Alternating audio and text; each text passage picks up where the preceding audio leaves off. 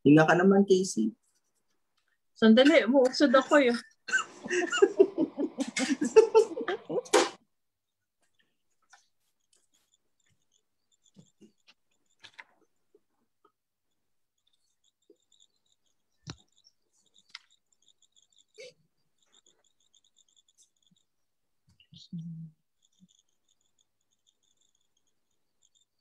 Bati pa sa messenger eh.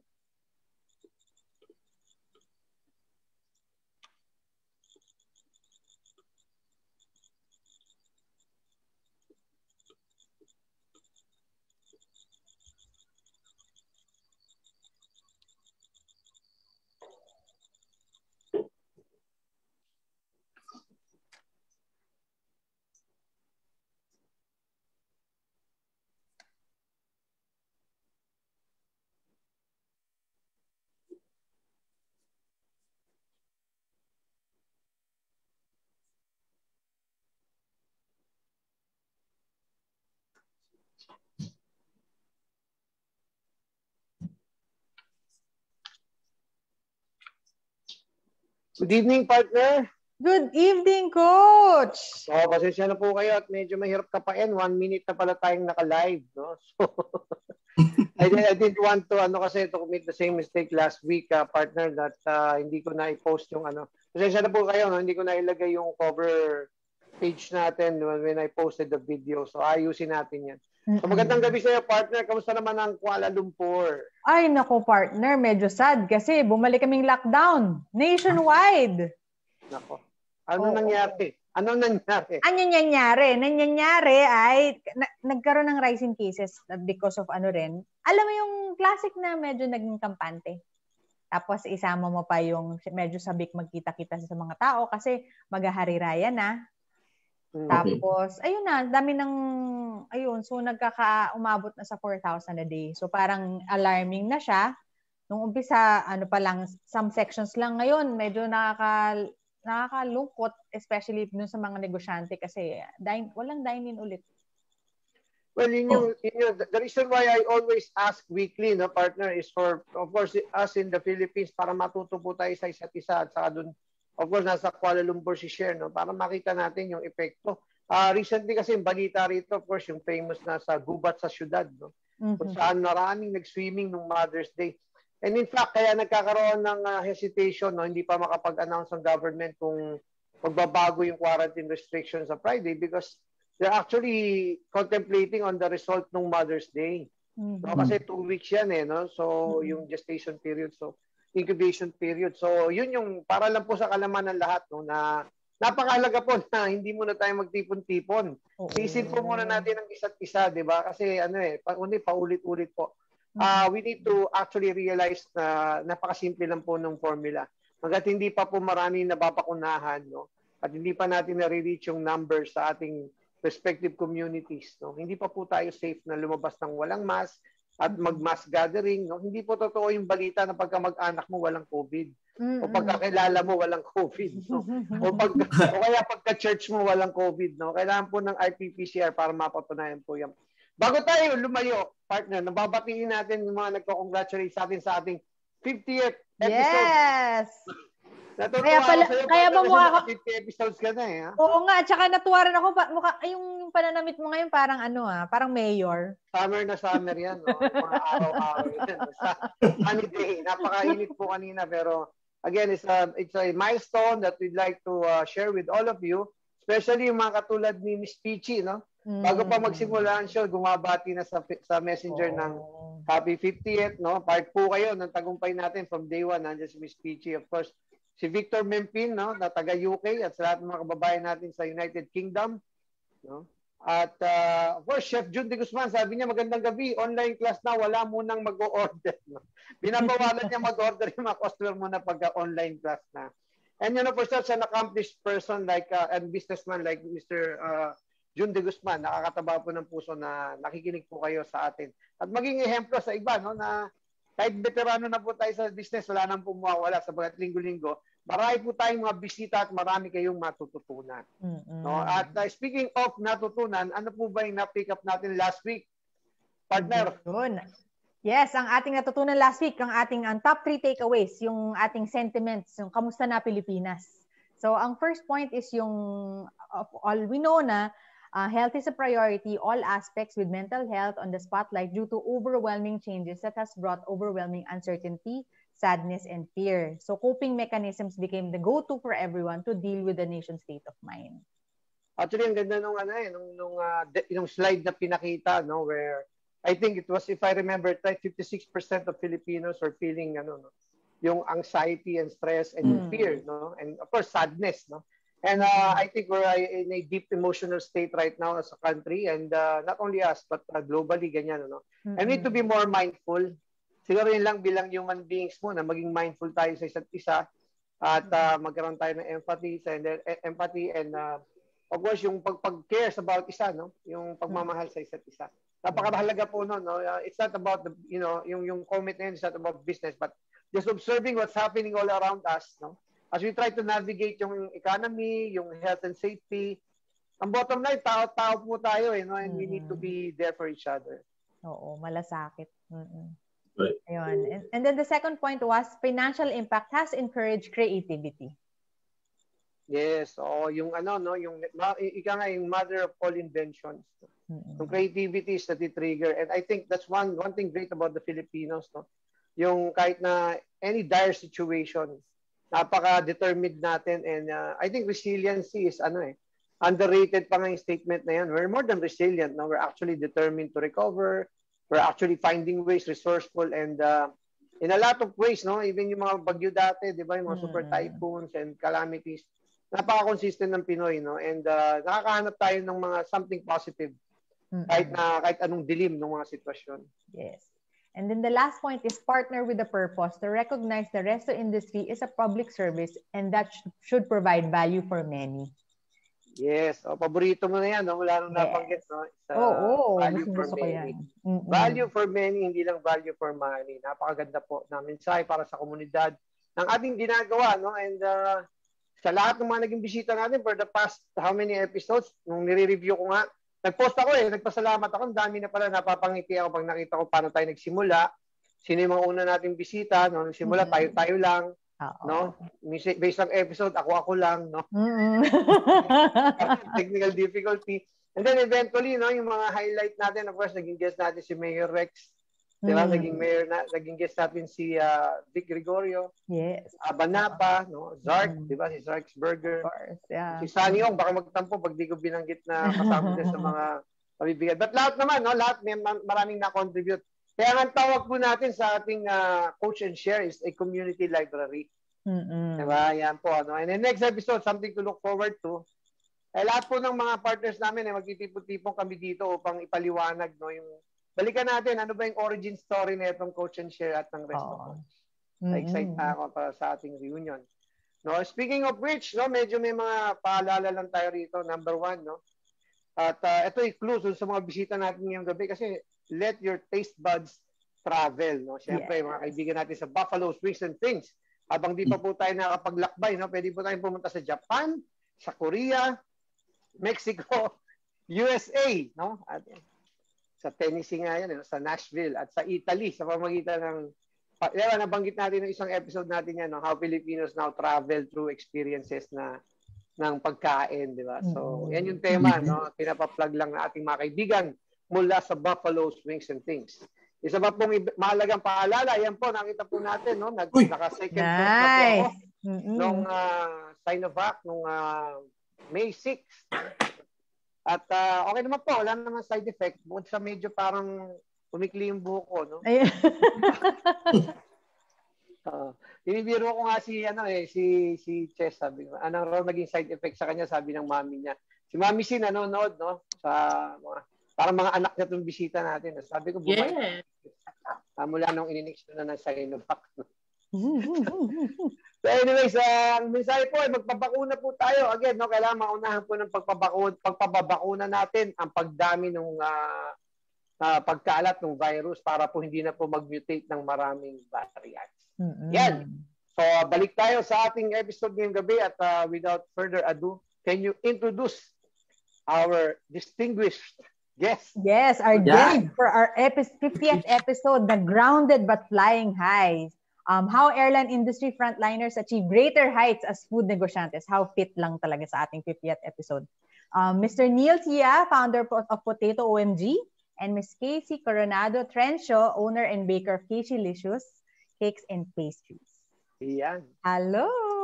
Hello! Hello! Good evening. Ayan, Thank you for having me. And Casey. Good evening sa inyo. Thank you for having us. So yan, babatiin natin yung mga tagahanga nyo na tingin ko kayo naghatak dito sa mga to no? Sa pangunguna ni Miss Cherilyn Pineda. Mula sa Vienna, si Mami Sin, ng Mami Sin Pineda. No? Hi, Mother! At iba pang mga kaibigan nyo na nandito. Tita. No? Magandang gabi rin po sa ating mga regulars, no? For si Cindy Kabuhat, no? As mentioned earlier, si Miss Pichi de la Cruz, Chris Guillermo of Buffalo Swings and Things, Richelle Laguerta from Oriental Mindoro. Yan. Nag-sinishare pa niya. Maraming salamat po. Si Carl David Trovela, no? OFE, mga ka-OFE natin to. No? Ramon Angelo Luxin, salamat from Bacolod. Magandang gabi sa inyo dyan. No? Sherwin Julius De Leon Salangsang and si Miss Rach, nanonood din siya.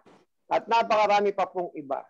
Excited sila sa episode ngayong gabi sapagkat yung mga kaibigan natin sa airline industry talagang gusto nating marinig yung storya. Oo. Di ba natin na naging bisita na tayo from the catering industry, from the events industry. So without further ado, kapatid, tanungin mo na ang mga nais mong excited kang tanungin sa kanila. Yes, ang pinaka-miss ng sambayan ng Pilipino ang mga tao sa airline industry.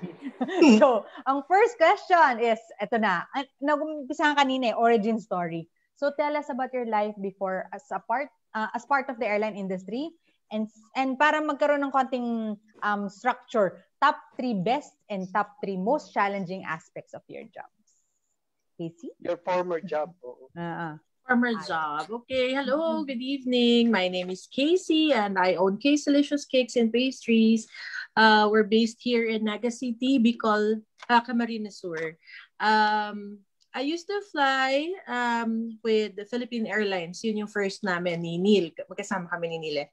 Kami ni Nache. So, we were there for less than a year. Na-retrench kami due to 9/11. Tapos napunta kami sa Qatar. So in Qatar, I flew for 12 years. I left as a CSD or a purser. Kasi yun nga, nag-start na ng family. But I was still in the industry. Meaning I was, I moved to the government, the Civil Aviation Authority after flying. Okay. So yun, nung time na nasa Civil Aviation Authority ako, yun yung time na nagkaroon ng unrest sa Middle East. Yun yung nawalan ng job yung husband ko. So, we had to go home immediately kasi yun nga, sa Middle East kasi, yung visa ng family depends on the husband. So, kung wala siyang work, you have to go home. So, even my company wanted to sponsor us, sabi ko, mahirap din. Kasi sabi ko, mahirap yung isa lang yung nagtatrabaho sa Middle East. So, umuwi kami. Umuwi kami dito sa Pilipinas. Then, we didn't know what to do. Itong baking ko, I was doing it on the side. While I was flying, meron kami 3 days off or 4 days off sa Qatar, sabi ko, wala akong magawa. Sabi ko, magbe-bake ako. Tapos, ayan, sila, papakainin ko, invite ko sa bahay, punta kayo dito, may na-bake ako. So, sila yung taga-husga na parang, hindi to pwede, wala, okay to, hindi to okay, ganyan. Pero most of the time naman, kahit pinakain naman nila. Kasi ako talaga yung chef sa amin, ako yung tagaluto, ako yung nag-aasikaso sa kanila, mga ampon ko silang lahat. So, ganun nag-start yon. So I have passion in cooking and baking. So nung umuwi kami, my husband was asking me, so anong gagawin natin? Sabi ko, well, pwede naman mag-relax, pero let's do something. Sabi ko, tara, sumama ka. Sabi ko, mag-enroll ako, mga workshops, ganyan. Tapos nagtatry kami. First month namin dito, wala pa kaming house, wala kami we were living with my mom sa bahay niya. Sabi ko, hanap tayo ng own place natin kasi ang dami namin gamit. Tapos sabi ko, nakita namin merong wedding fair sa SM.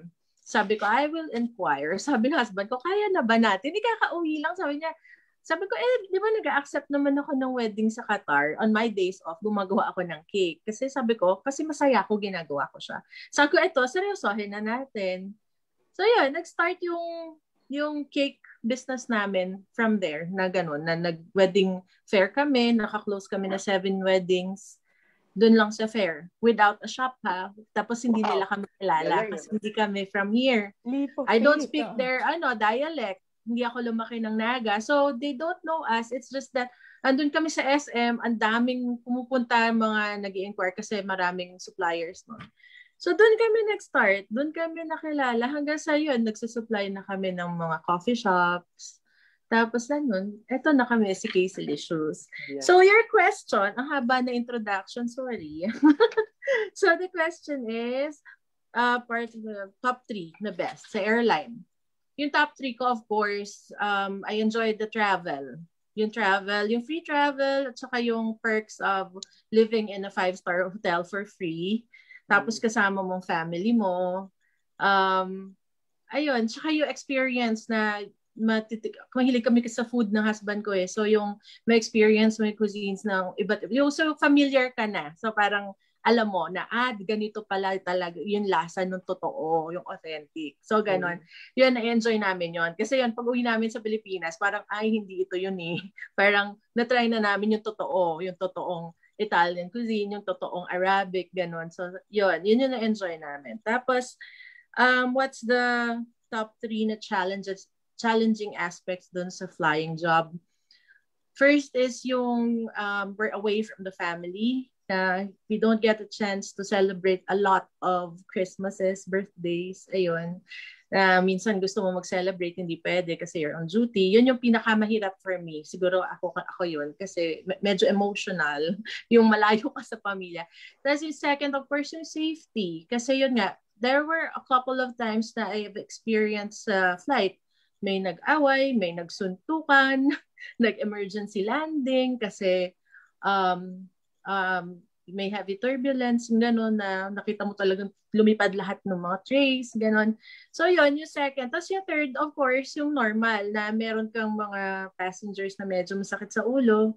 So, yun yung challenging. That's for me. Thank you. Naman. Ayan, si Neil naman. Hello. Si Captain Neil. Yes. Ayan. All right. When started my flying career, I started with Casey and we joined Philippine Airlines. Same story. And then actually she's the one who called me. Let's go to Qatar. May opening. So I made to the interview. Siya rin nakapasa. So by September we were there. So blessing in this guys then, even though we got removed from Philippine Airlines, we were in Qatar. So while in Qatar, I made to the point na I always share to them na, oops, we're outside of the country and the pay is good. We have to take advantage of the salary that we get and more of investments. I keep on telling them and sharing them. So slowly, every time I go home for every vacation, I intend to purchase properties. So because as what my mom always tells me, sa Philippines, kahit anong mangyari sa economy, ang properties, it would never go down ang value. It just keep on rising up. So, it stick on my head. Basta pag may pera ako, may naipon ako, it's just a moment of investment na yan pag umuwi ako ng Philippines. So, accordingly, I was flying with Qatar Airways. So, it was a normal routine for me kasi once you have memorized, mastered everything, you got the experience of handling people, so it will be just a normal routine na. And the convenience there is you intend to, it is salary rewarding talaga. So, I came up to the point na, of course, all of us, what would I do next? I'm turning 30 soon. So I intended to change my career. But flying, like as what I always say, I want to sit on all seats of the plane. Ibig sabihin, Lahat ng upuan sa aeroplano, even pilot seat, gusto ko maupuan. So, I have to jump over that, but I have to give up my career. So, I gave up my career. I went back to Manila and I started flying. Pero, just for the security, I made to the point that my properties where I invested in, it should be self-liquidating. So meaning to say, I lost my job, there will be a substitute who will be supporting me on my expense while flying. So, discarte. Kasi if you feel sometimes that money is not coming in, and then you're doing something which is not yet productive, which is an investment for yourself, sometimes it will hit you and bother you because it will keep on setting in your head na, uy, walang pumapasok na pera, I might be short one day. So, this is also a part wherein also my mom also helped me out. So, so yung slight shortages, my mother gave me some financial backup. Hindi ko naman i-deny yan. Totoo yan. Yes. And so it took me a year and a half of flying, studying, and I was able to enter Philippine Airlines for passing all the interviews and their training and all of their requirements. So by 2014, I was a trainee already. So when I entered Philippine Airlines again, it feels good because you return back to your own original and first time job na company. So I was feeling so happy, reluctant seeing my old colleagues there. So when I was there, so everything was good. So I got my career, I got a business, and then I was again to reinvest. So continuous flow yung income na ulit towards me. So by that then until now, I was transferring to another airline, but COVID struck. But then again, the saving grace again, you have the properties that you have, and it's self-liquidating that it is the one supporting me again. So I have this mentality na dapat meron akong catch basin or net to catch me if this one fails. So marami akong provisions to assist me. So, all right, that is the story. So the situation is now here. So I started Potato OMG, which is something I started just for something me to do. I started with, for 2 months of inventions of different types of potatoes, even the marble potatoes. And then I found out, all right, I think the imported ones which are pre-cut are more easier to handle. So I have to learn about the packaging. Teka, na-excite si Neil. May ang ganda ng seg mo kanina eh. May gusto na ako itanong eh. Ano yung what was it like when the pandemic started for your industry? Yung airline industry. Airline industry. Again, sorry. Bago tayo mapunta sa OMG, sa airline industry.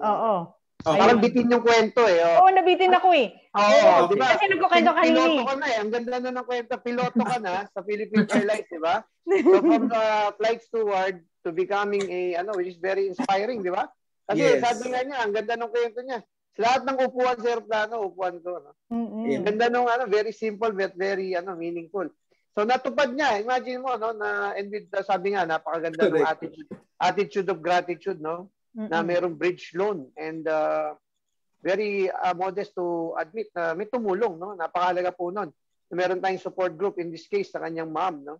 Nag-bridge loan. So habang pinupurso niya. Pero napakaganda ng word na ginamit niya, share investment. Para sa kanya, lahat ng ginagawa na even yung pagpipiloto. Kasi imagine mo, at the age of not even 30, meron na siyang na-build na dalawang path, no? Dalawang career. Meron siyang mga investments from yung days in Qatar na ilagay niya into investments, properties, na sabi nga niya, self-liquidating. Ibig sabihin, napapaupa niya po, merong pumapasok na rental income. But at the same time, tumatakbo pa rin yung pangarap niya, no? Yes. Gusto ko maging piloto.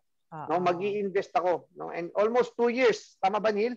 Correct, kuya. Almost 2 years and naging piloto na. No, parang tumalon, nagpunta sa Potato OMG. Diba?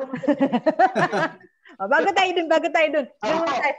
Iba yung perspektibo ng piloto at dating flight steward dun sa anong nangyari sa industriya ng airlines nung nagpandemya. Kwento mo muna sa amin, sir. Oo. Okay. Ano nangyari sa airlines bago? Well, while I'm in the airline, it was smooth sailing. So ikikwento ko muna kung ano nangyari while I was purchasing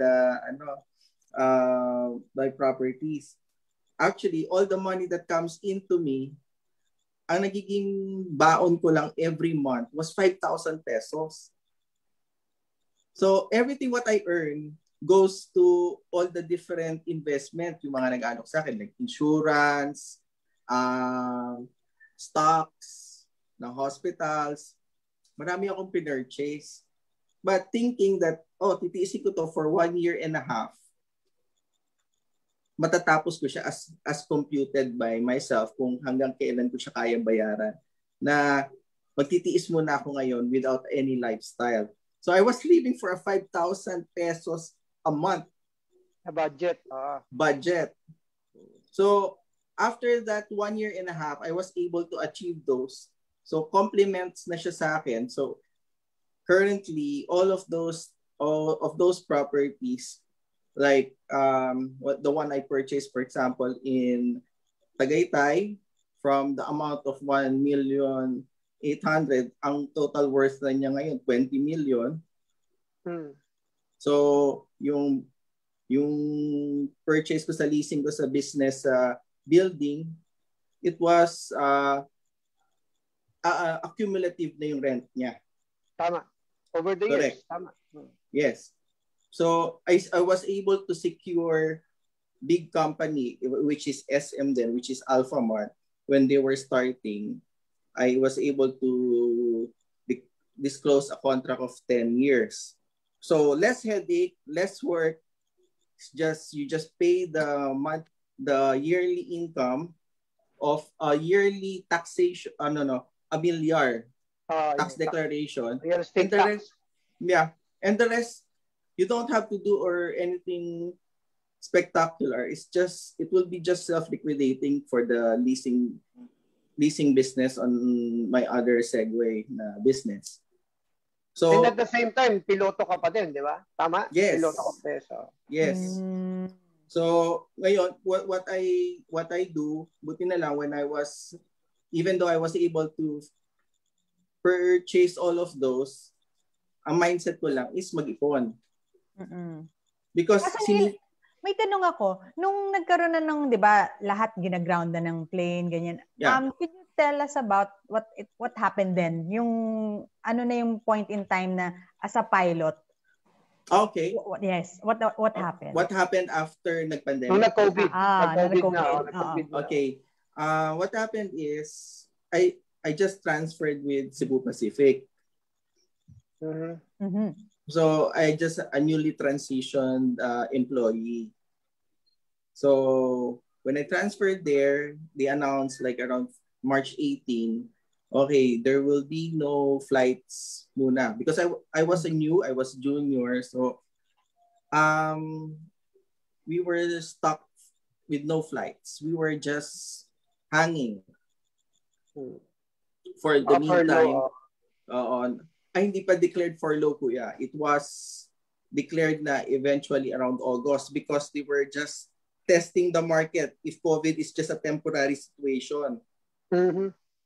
So they thought everybody, maybe the virus after lockdown is good. So we just keep them employed for the meantime. If not, if the forecast will be very bad, we have to cut down people. So eventually, yun na nga nangyari. VSP, voluntary separation pay or involuntary separation pay. That's what happened. So now, when June turns, it became, I think, MECQ or GCQ? June. MECQ. Yeah. MECQ. So eventually, I was so bored that I cannot do anything. But even though I'm not doing anything, there's something working for me. Tama. Ang ganda ng point no? Oo. Yes. Actually, gusto ko yung point nilang dalawa. Parang sila yung pinaka-productive na bored na tao na narinig ko. Ito nga masaya, share Nakita mo yung mga comment sa comment, no? Si Neil po ay kahawig ni John Lloyd, ha? Nakita mo yan. Diba? Ito malupit, no? Merong nag-message sa akin, no? Si Donald Tenorio from the land down under. Si Ate Shawi ba yan? Ayan. Ayun. Ang star-studded talaga. So alam niyo kung bakit tayo naging 50th episode, no? Of course, with Miss Sharon Toneta and Mr. John Lloyd. John Lloyd. Napaka-big time mo pala siya. Di ba? Si Ingat at saka si Love ko to nandito. Pero in fairness, hindi nagpo-promote ng produkto nila ng mga ini-endorse, no? Oo. Wala kang narinig na McDonald's low profile lang. At Super Ferry, di ba? Oo. Sakay na. Yun, sakay na. So, again, nakita mo siya kung ba't natin inimbita, di ba? Naalala ko sa kanila si Zark, di ba? Si Zark, nung ang kwento niya, nung nagbabarko siya, endure now, enjoy later, di ba? So, sinabi niya sa sarili niya, tama, sinabi ni Captain Neil kanina, no, ni Captain Sia na, 5,000 lang ang budget ko sa sarili ko, di ba? Na wala sa akin yung tipong piloto na ako, no, marami akong investment. Hindi nagbago yung lifestyle, no? Yes. Kahit napapagkamala na siyang si John Lloyd, no? Talagang si Neil Sia pa rin. And actually, share, kaya natin na-invite yung mga bisita na to. Laman sila ng kwentuhan namin sa pamilya, no? Every week. And these are people, young people who are very inspiring yung stories, no? Kasi magandang pagkwentuhan sa pamilya yung gano'n, no? Yung mga tao sa paligid nyo na nagtatagumpay. No? And yan po yung sinasabi natin parati dito sa mga nakikinig. No? One tip is that yung pong learning po natin, yung pong wisdom, yung pong hindi po kailangan manggaling yan sa matatanda, sa mga super accomplished. No? It can come from people around you. Kailangan lang po yung open yung ating isip na titingnan natin yung positibo. Di ba kasi minsan merong magkakabarkada, tinitingnan yung mga no, yung kung ano yung masamang nangyari, no. Titingnan niyo kung ano yung na-accomplish ng nasa tabi niyo, and then learn from that. Kasi it's faster and more efficient, as we always say here in the show, to learn from other people's experiences also. Para hindi ka na kailangan mag-trial and error. Sige. So actually, meron akong dyan. Go ahead. Si Neil talaga, ever since we started, siya kami yung batchmates from PAL hanggang Qatar, ganyan. Siya talaga yung matipid. Sobrang kuripot. As in, hindi namin alam na grabe na pala yung investments niya. Sabi ko, wow, Neil, nagawa mo yun. Samantalang kami ni Che, puro kami syempre babae. Puro gastos. So, tapos siya yung nagtuturo sa amin, alam mo ba kung paano magtipid pag sa layover? Sabi niya, magdala ka ng cooker. Alam niyo ng mga flight attendants. Magdala ka ng cooker. Bumili ka sa grocery. Magsinigang ka. Huwag kang kumain sa labas. Sabi niya, mag-ipon kayo kasi hindi forever to. Galing ni Neil. Siya talaga yung, to think na si Neil, ang tawag namin sa kanya is bunso. Pero siya pala yung pinaka matured pagdating sa investments. Kaya talaga super proud ako dyan. Yes. Thank you. Very, very interested ako sa sa updates tungkol kay Neil pag nagkikwentuhan kami because again, no, you can find inspiration from all from the internet, but I tell you, no, from just the people around you and near you, hindi na po lalayo, no, maraming magagandang storya po. Lalo po ngayong nangyari yung pandemya. Di ba? Sige, tuloy natin ang kwentuhan, share. Ayun, actually, kay Casey ulit, what made you select naman the food industry? Sabi mo kanina, gusto mo mag-bake di ba? Na-mention mo. So, bakit yun yung na-select mo as your pivot point? Well, yun talaga yung plan. The plan was, nung mag-Qatar kami, sabi ko, sige, 1 year lang ako. Sabi ko, mag-iipon ako. Gusto ko mag-culinary. Magkukulinary ako. Gusto ko sa Switzerland. Ang arte. Pero, sabi ko, parang masaya pala to. Hanggang sa umabot na ako ng 12 years, hindi ko na-realize yun, na 12 years na akong flying. So, yun, yung parang ganun yung nagiging, trend ng mga flight attendants Na-enjoy mo na. Minsan nawawala ka na sa focus. Pero at the same time naman, may nasa-save naman. Pero yun nga, ma-enjoy mo na kasi talaga tapos nakakalimutan mo na. Tapos, marirealize mo, oh my God, it's been 12 years. Tapos, marirealize mo, oh my God, wala pa akong anak, 34 na ako. Yung mga ganon. So, yun, kahit ako late na rin ako nagkaroon ng anak. So, yun yung sabi ko, itutuloy ko pa rin to. Tapos, dumating na nga yung ganon, umuwi kami ng Pilipinas. So, sabi ko, well, ito na siguro yun. Sabi ko, sige na, ito na yun. Ito naman talaga yung gusto ko eh. So, we started it. Tapos sabi ng husband ko, sige na, i-pursue mo na yan. Kasi super supportive naman si husband. To the point na naging involved na rin siya sa business. Kasi si husband, he's in real estate. So sabi niya, yung mga off days niya, yung wala siyang ginagawa, dito siya, full support siya. So yun, doon yung namin, na talaga ito yung gusto namin gawin.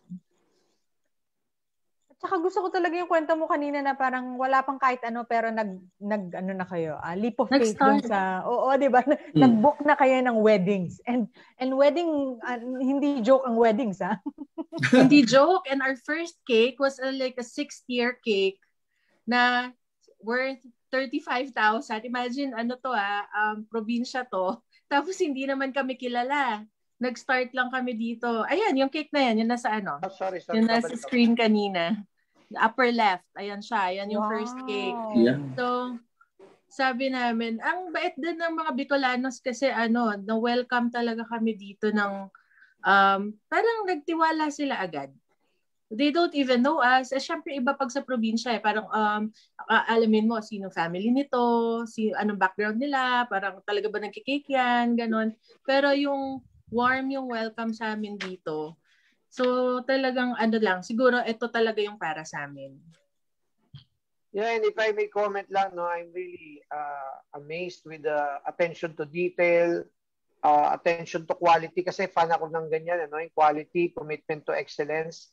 I've always said time and time again, if you want to go into business, quality is key. Hindi, you cannot, there's no shortcut to quality. If you think that it's about pricing, it's not about just pricing, it's about quality and value, and the value will be driven by the quality of the product that you will offer. And of course, yan yung yung tinatawag natin sa marketing, si Cher is a marketing expert among us, na sinasabi nga niya parati na yung remarkability is very important para makilala ka, mag-stand out ka sa competition. And sabi nga natin dito, ang importanteng lesson po, yung number 1, without anything yet, but just a clear vision, and of course, yung attention to quality and detail.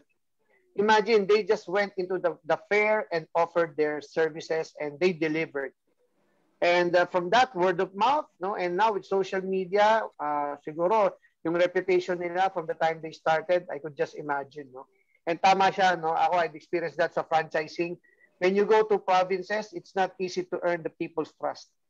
You have to deliver because maliit na community yan. Yeah.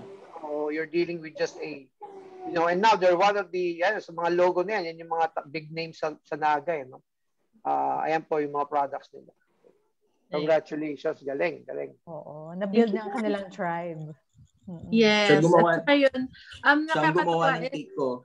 We maintain the clients. Parang sila yung, all the occasions, sila rin yung balik na balik aside from dun sa mga bagong pumapasok. Pero ito, yung pag nakita mo yung pangalan, okay, kasi may okasyon, kaya nagre-reserve na sila. And yung nakakatuwa dun is yung may respect din yung tao sa time mo and all. Hindi yung parang like sa iba na, can I order for tomorrow? Parang ganun, hindi. So parang, nakita nila yung quality ng work, alam nila na you have to book a month or 2 if you want this kind of cake. Ganon, yung may respeto kahit pasino, kahit ang yayaman ng mga tao o kahit na middle, basta lahat sila pare-pareho na ganon na we have to book ahead kasi fully book lagi si Casey Licious pag ganyan. So, nakakatuwa na simple lang yung negosyo namin, wala kaming. Kasi we were supposed to open our shop February of last year. Tapos, the pandemic happened. So, sabi ko, siguro talagang mahal kami ng Diyos na parang, imagine kung nag-open kami, yung investment din, yung fridge, yung mga large scale, mga lahat yan bibilin mo. Tapos, biglang naka-ECQ. So, sabi ko, ang galing din. Magaling si Lord na, siguro talagang hinihila niya kami. May reason kung bakit kami nag-delay eh. Tapos biglang March 17, ano siya, pandemic. Sabi ko, wow, ang galing. Ayun. Tapos, well, yung next question, doon na papunta. Oo. Ay, ano naman, kay Neil naman, yun nga, what made you select the food industry? Bakit Ibang potato upuan to, OMG? Oo. Okay. Honestly, I was doing nothing because effortless na. I don't want to go out. I don't want to get exposed. But slowly in the house, I was trying to develop myself. What else can I do? What should I do? So of course, when you see on the television, why do people come out? They go to the supermarket. They go to buy food sa palengke. That's the only place that they are going to. So, ang food business is immune because any kind of food, especially standard for the Filipinos, they buy vegetables, fruits, and meat. So that is the ultimate basic. What do they eat? So I find myself, okay, I want to start a business wherein ang mindset ko is, if pandemic would be gone, this would propel up. Mm-hmm. So ngayon, I was asking nga the comments of Kuya Coach of, paano po ba i-market to? I was calling him on the phone. Paano to i-market? Because, well, thoroughly, by yourself, you would learn where to get those, the potatoes, where you're gonna get the powdering, where would you make it as a package where you can sell. But how to sell, how to market it, how would you able to let it be exposed and noticed by the people without a physical store, by digitally only. So I was so in a difficult scenario. How would I do that? So I was asking Kuya Romel na, Kuya, do you have a time? I would like to, and yun. So I joined one of the forum. I don't know which episode it was. So I learned how to do it. I made an idea, but slowly, I was able to sell it. When I was selling the fries, the potato OMG, this package, yeah, the fries. OMG. Yeah, para mayroon namang logo. Yeah. And then I have also the powder. So I did my computation. I was selling it for 250 pesos package. But I made sure I get the top quality of the fries, which is, because I learned that when you're buying the fries, the packages, there is an upper class, middle class, lower class. So I always get the top of the line when I sell it because I wanted to sell premium. Grade A. Yes. I want to sell premium fries, which is the Belgian ones, but which is the price is right. Hindi pangmasa, which is my target market, pero prime fries. Premium fries. So that is my concept. So for now, I was selling it to my friends and some resellers. Yes, I was able to do that, but I always do take time for interaction face to face. But unfortunately, when you consider COVID for the scenario of being exposed and talkative to being a salesman, even the supermarket, pag may nakikita ko may bumibili, I always tell them, you like this price? I have mine better. Then I was able to sell the person. Sa supermarket pa mismo ko nang sales talk. Because I wanted to practice that salesmanship ko. Kasi I know I'm very talkative. That is my greatest point, salesmanship. So I was able to sell fries a lot. I was generating good, but unfortunately, fear struck me. The cost of medical issues is bigger than what I would earn. So doon ko na consider, That's why Yes. yeah. That's why I made to the point na this January I should stop selling, but for the orders of the people that I know, they will just contact me and message me, Neil, do you have the fries? Okay, yes, I do. So for now, I'm not so aggressive enough, but my intention now is just exposure. It's because I don't have the physical store, but the exposure is there so that when people come across it, potato OMG, I heard of it. I think I saw that in the internet para mapag-usapan na. So by the time that malls might be open and business establishment is very possible for physical store, the fries that I will be selling is already being advertised earlier, then you start. So when that exposure comes, at least even the operations, memorize ko na siya. I know how master mo na. Yes. Man of preparation si Neil eh. Ano siya, lahat prepared, lahat planado, no? Galing. Yes. Very good. Ayun. So for those, honestly speaking, there are some people who ask me na they will do franchise. I already mentioned nga to them, I promise 10 free franchise for the first 10 people who would franchise it from me. So, wow. I will make 10 candidates. Ayan. Ayos na yan. Wait, nagsabi ako, diba? Nagsabi ako, diba? Kasama na ako eh. Nag-Viber na ako eh. Nag-message na ako eh. So, kuya nga tawag sa akin, no? Di pa ba kayo nakahalata? Kuya coach na eh. Ayun na, nauna na. So, yung intention ko doon, why is it 10 free franchise? Because those who believe in me or who ordered to me earlier, they are the ones who liked it. Then they said to me na, hey, I want to franchise it. So ngayon, I have one partner with me and we talked about it for 10 people na magfa-franchise, ibibigay ng free and the rest with because hindi sa nagyayabang ka because as what I told earlier, it is a premium price, which is the price is right. Yan yung tagline ko eh, premium price. The price is right. Ayun, kanina nabitin din tayo kay Casey. So, yung nag-start tayo, di ba? So, what was your vision for Casey-licious naman? The vision for Casey-licious, we wanted just a simple shop, a cake shop that would deliver yung quality products. Kasi yung something that you would say, kasi di ba pag alam mo pag binili sa commercialized cake, iba pag sa homemade cake, yung fresh talaga. So wala pa so far dito, wala pa naman ganon.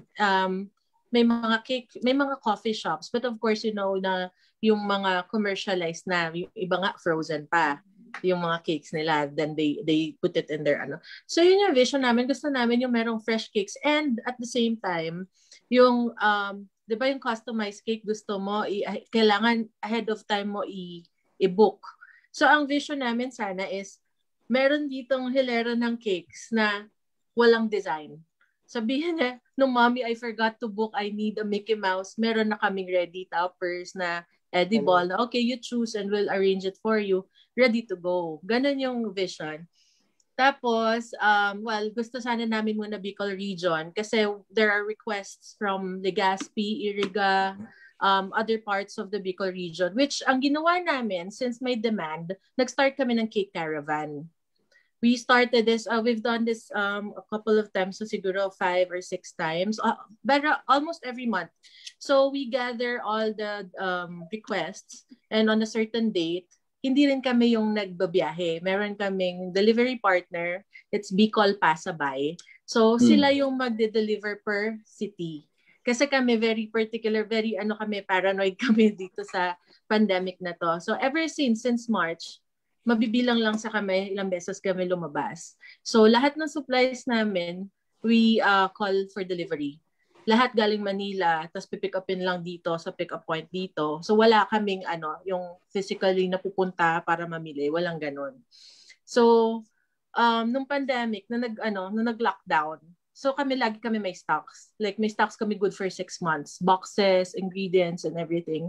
Kahit na small business lang kasi parang na-develop ko yung na yon nung flight attendant ako yung hoarding.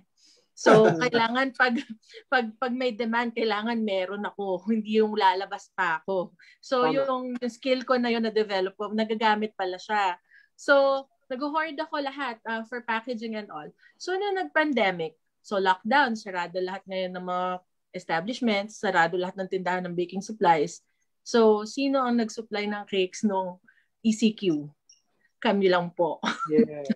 Very good. Galing. Cake Delicious ang nag-supply. So, kami nun, my husband and I and one staff lang. Kasi walang makamove eh. Yung isang staff ko stuck din sa city niya, hindi makapunta dito. But we were able to survive kasi yung demands kasi kahit naman ECQ may birthday, di ba?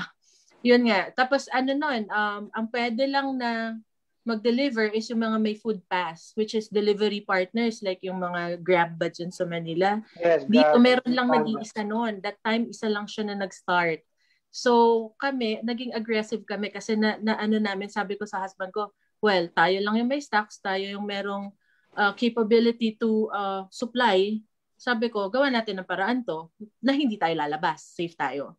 So, nag-partner kami dun sa isang delivery partner namin na you'll do all our deliveries. So, we survived.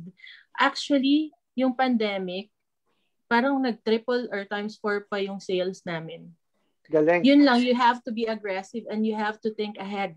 Na parang yung wala sila. There was a point na ako pa yung nagpapahiram sa ibang bakers ng supplies. Kasi yun nga, gusto nila na kahit paano may kita. Wala silang chocolate powder, wala silang boxes. Sige, pahiram ko kayo. You take it from me muna para may benta rin kayo. Ganon. So, yun. Medyo, yung pandemic sa amin, nakatulong ng malaki yung meron kang ready palagi. Tsaka yun nga, you think ahead. Parang anong wala? Anong kailangan nila? Tapos lahat sila naghahanap. Siyempre yung first week, may supply yung government niya na, meat, delata, rice, pero walang cake, wala yung pastries, wala empanada. So after sawa na yung tao sa bahay, naghahanap na talaga sila ng food na comfort food. So anong ginawa namin? Sabi ko, wag muna tayo mag-cake kasi medyo mahal, nagtitipid ang tao. Empanada tayo, sabi ko gano'n, kasi we make baked empanadas. So sabi ko, kahit sa market, wala ka naman mabibilang bake. Lahat yan fried empanada. My God, hundreds yung ginagawa namin every day. So there was a month na puro empanada lang yung lumabas. Pero yun nga, sinabi ko kay Nilio, the highest sales we've reached is dahil sa empanada. Correct. Yun, yung kwentong ECQ. Oo, Coach, you weren't kidding when you said these two are very inspiring.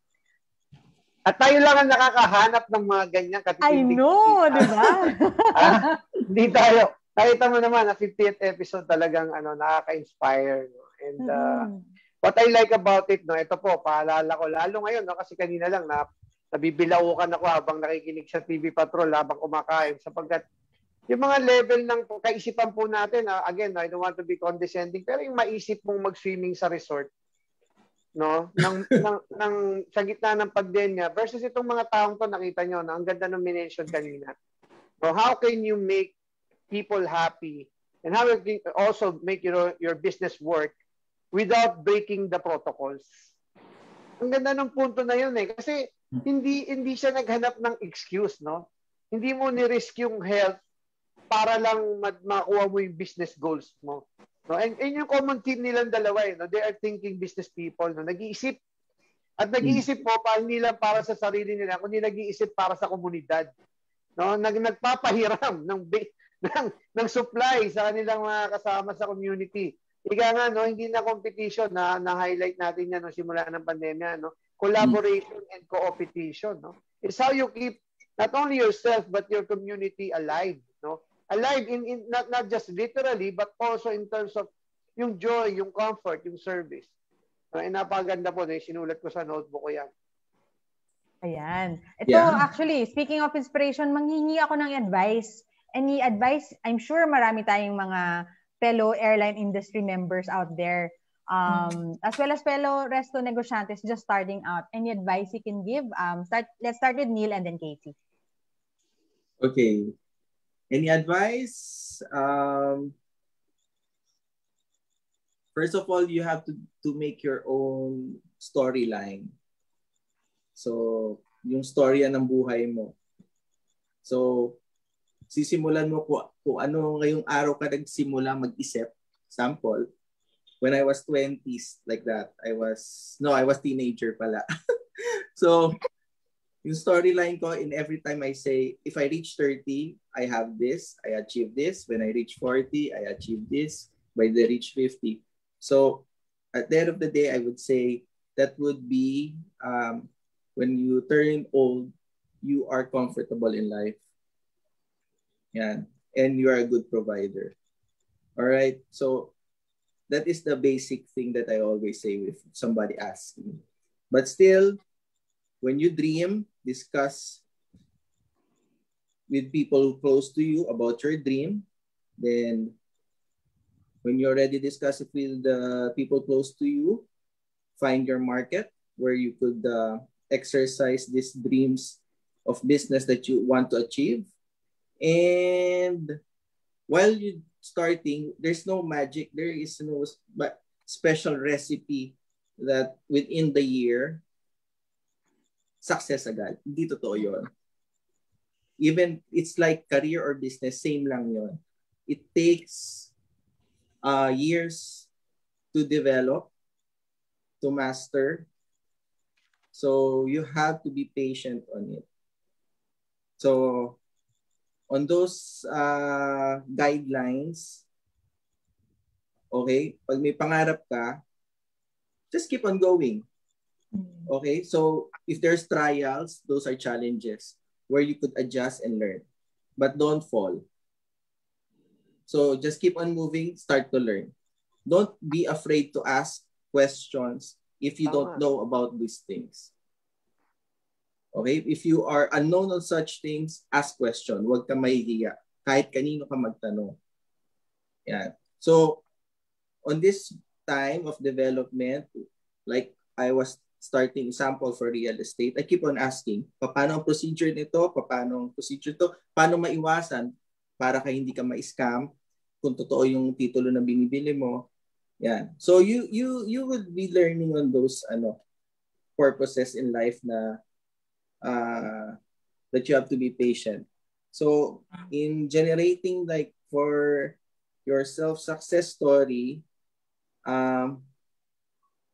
better endure and make sure that think positive, don't lose hopes when you fall. Yun lang. Yun lang ma-advise ko. Galing na, parang parang 70 years old na yung dami ng kaalaman no? Parang na siya, parang pantas no sa Tagalog yung na talaga, full of wisdom, no? Galing. Pero again, the common denominator po ng mga bisita namin na successful, maganda ang kanilang vision at napakaganda po ng kanilang disiplina sa sarili, no? Talagang bilib ako dito kay dapat ikaw ang tawagin kong kuya di ba? Nako. Galing. Si Miss Casey naman, Casey Dicious. Okay, advice for... advice mula kay Ate Shawi. Ang advice po ni Ate Shawi sa ating fellow flight attendants, Char. It's sad na nangyari ito para sa lahat. Sa lahat naman ng industriya, pero of course sa airline industry yung medyo malaki yung epekto. At nakakalungkot pag nakikita yung mga dati naming katrabaho na nawalan ng trabaho tapos ganito pandemic, parang ang hirap mag-start. Ang mabibigay ko lang na advice is there's life after flying. Kailangan mo lang na matuto ka na mag-adjust kasi it will not be easy. Kasi it's a totally different life, yung flying and yung normal na nandito ka lang. Malaking adjustment yon. Pero kailangan lang maging masipag ka. As in doble. Yung flying kasi masipag ka kasi you have to follow schedules eh. So hindi ganong sipag. Ibang klaseng sipag ngayon. Kasi ngayon may determinasyon dapat. Tsaka kailangan ngayon may direksyon yung bawat oras mo at araw mo. Hindi pwedeng gumising ka sa umaga na wala kang plano for the day. Ganon. Kung gusto mo magnegosyo, gabi pa lang bago ka matulog, alam mo na dapat kung anong gagawin mo in the morning.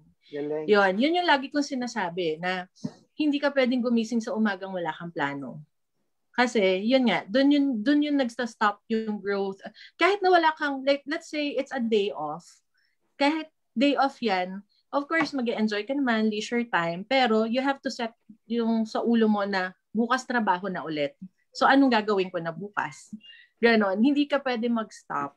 So, basta, and surround yourself with people who believe in you, at saka yung positive, kasi, pag magsusimula ka ng bagong buhay, pag hindi na yung flying. Kasi yung flying, you meet people every day, iba-iba yan. So, hindi yung, ang level ninyo ng closeness is hanggang dun lang eh. So, ngayon, pag nandito ka na, yung totoong buhay na, pag yung taong araw-araw mo nakikita, medyo negative, ganyan, hindi makakabuti yun. Hindi makakabuti yun sa pag-move forward mo sa negosyo mo, ganyan. So, yun yung second. Ano pa ba? Get the right people to do the job. Yun yung pinakamahirap ngayon eh. Kasi mahirap maghanap ng tao. Tao whom you can trust, the tao na merong skills. So kung walang skills, turuan mo ng tama. So yun, get the right people to do the job. Kasi hindi mo kayang gawin lahat. Yun lang share ko. Galing na mga bisita natin, no? So share na, may mga bago kang kakilala na mga kamanghamanghang mga tao at likewise, no, nabanggit kanina ni Captain Neil na yun nga, paano niyang dalhin sa mga malls, eventually mag-franchise. Of course, I'm here to support, no, to answer your questions. Of course, she share is a marketing no, expert. She can help you as well, no, Casey.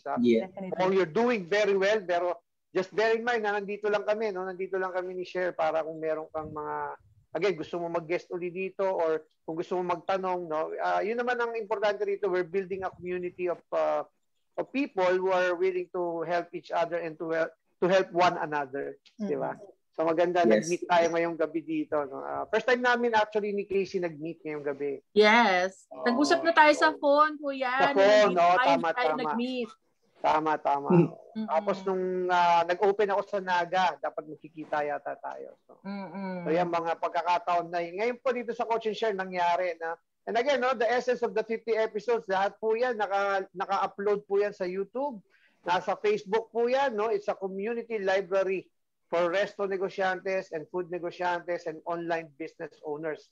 Speaking of which, maraming nanonood sa atin ng mga online businesses. Si Dan Tanchoco, of course, na meat supplier, i-guess natin dito yan si Brother Dan Tanchoco. Nagsimula rin sila ng pandemic ngayon, nasa ano na sila, nabanggit ko nga, nakinuha na sila ng isang supermarket chain para mag-supply sa kanila ng meat. So congratulations, no, Dan Tanchoco. Again, nabanggit natin kanila mga kaibigan from Unilever Food Solutions, no? Parating sumusubaybay sa atin si Maria Lencia, of course, no? And si Charlene Sarmiento, Angel Baterna, Marga Baterna, no? Yung mom and daughter yan. No, siyempre pa yung mga taga Vienna, magandang gabi po. Ay, hindi ko alam kung anong oras sa kanila ngayon, mas kabisado niya, no? Magandang araw sa inyong lahat, no? Para safe. Miss Marinor de Guzman, no, from Bulacan po yan, no? May Kawayan, Bulacan. Magandang gabi po sa inyo. At sa iba pang mga nanonood, Dali Marasigan, Melanie Ton Abad, pumapalakpak po siya para sa ating lahat. Thank you. JRV, no? Si JRV po. Si Viper Bisperas. No? At Share para sa ating top 3 takeaways. Yes, sa ating... Paano ako sa tatlo, ha? Oo. So, unang-una, laging nakatatak sa utak ko yung sinasabi ni Neil, invest in yourself now. Kasi preparation, di ba? Preparation is key. Investment in form of education, yung self-development, and invest on your path to financial freedom. Yes. Di ba? Di ba? Yan yung That's right. Prepare. And then the second point is ground yourself with a vision and surround yourself with a support system. So, yun yung kay Casey naman. And then the third point is build your tribe. Establish a remarkable market positioning. So, needless to say, quality should always be top priority and get the right people to do the job. So, yun. Sa mga nanonood, huwag kayong mag-shortcut. Alam niyo yung sikreto. Sa huli sinasummarize, baka naman sa summary na lang kayo. Masaya po yung buong episode. Wala namang quiz. Nagpapasalamat tayo sa ating mga bisita. No? Siyempre, isi-segue natin sa ating ending parate na gusto natin sinishare sa ending ng ating palabas yung ating resto quote for the week. No, naakma naman po sa ating mga bisita na napakahuhusay po. Again, no, inspiring, empowering, and equipping people through their stories. No? Amazing. No? Ako mismo, matanda po ako sa kanila, pero ang dami ko pong isinulat sa notebook ko ngayong gabi. Ang dami ko pong natutunan. Ano?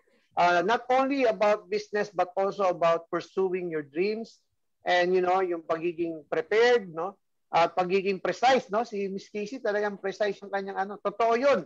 Huwag kang magne-negosyo ng feeling mo kaya ka nagne-negosyo para wala ka ng boss. No? Hindi po totoo yun. No? Hindi, hawak mo yung sarili mong oras pero ang maganda po dyan, no? Makikita mo no, kung talagang negosyante ka na, disiplinado ka sa oras mo. Lalo kang disiplinado pag sa'yo na. Kasi sa totoo lang, nung empleyado ka nga, sumusunod ka sa punctuality and attendance sa sarili mo pang negosyo, sarili mo na yan, di ba? Mm-hmm. So, tayo po nating napulot, kaya yung mga nakapanood po, please share, no? Pakishare po ang ating episode. So, bago ko makalimutan na nag-post pala ako ng resto quote for the week, failure is not the opposite of success, no? Ang dahil nila binanggit kanina, 9/11, nasa PAL sila, no? Kakasimula lang nila sa PAL, nag-9/11. Pwede nag-give up na sila ron. Napunta pa sila ng Qatar. Di ba? Magkasama pa rin sila. Pagdating sa Qatar, inalagaan nilang isa't isa. No, nag-share sila ng mga life lessons about isa. No, ang ganda ng mga kwento about paano mag-ipon, paano mag-invest, at higit sa lahat paano niyo i-pursue yung vision, no? Because sa totoo lang po yung failure is part of success. Pag hindi ka po nag-fail, hindi ka pa ganap na matagumpay, no? And siguro dadagdagan ko, no, siguro yung parati natin sinasabi, share, pursue significance, success will follow. Kasi pag mayroon pong kabuluhan at kahalagahan o value yung ginagawa mo, madali yung tagumpay. So with that, no, bago tayo tuloy ang mag-overtime, no, at mapagalitan tayo ng susunod na palabas, parang TV lang. So maraming salamat po sa inyo. Dahil pong naganap nitong nakaraang linggo. Pero again, mag-iingat po tayo, no, hindi pa po bakunado. No, so mag-ingat pa rin po tayo. Anong isang linggo, ma-share ko lang po. No, huwag tayong mahiyang magsalita. Halimbawa, meron po tayong hindi maiwasan, may mga meeting pa rin, may mga public places na pupuntahan. Pag meron pong hindi naka-face shield, merong hindi naka-face mask, sabihan po natin. No, lumayo tayo sa kanila, no? Kasi na-expose yung mga tao last week, Chair, no? So, dahil merong isang tao hindi nagpe-face shield or nagpe-face mask ng tama. So, again, speak out, no? It's again, not just for us but for all the people, no? Global pandemic po ito, so kailangan nating mag-participate sa ating recovery efforts. With that, we say, no, maraming salamat sa ating mga bisita. And again, no, stay safe, stay healthy, and keep your wings up. God bless. God bless. Thank you. God bless. Thanks, Casey. Thank you. Thank you. Thank you. Thank you, Shet. Thank you, Kuya. Tapos na?